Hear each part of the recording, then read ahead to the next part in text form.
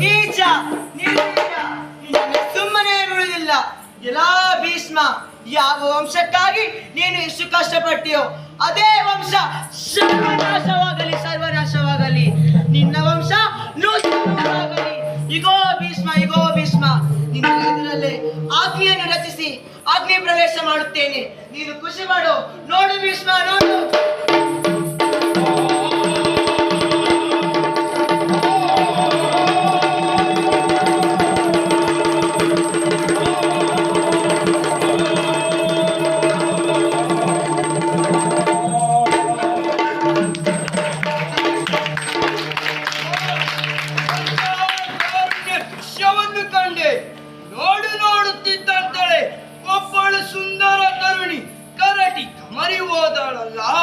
ಅವಳ ಜೊತೆ ಅದೆಷ್ಟು ಆಸೆ ಆಕಾಂಕ್ಷೆಗಳು ಭಸ್ಮವಾಗಿ ಹೋದವಲ್ಲ.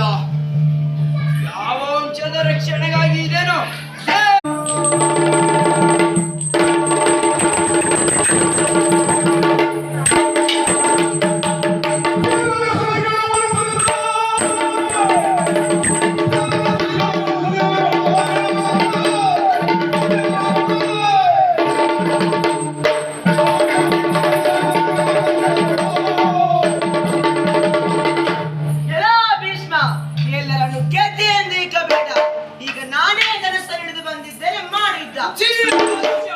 ನಾನು ತರುಣಿಯೊಡನೆ ಯುದ್ಧ ಮಾಡುವುದಿಲ್ಲ.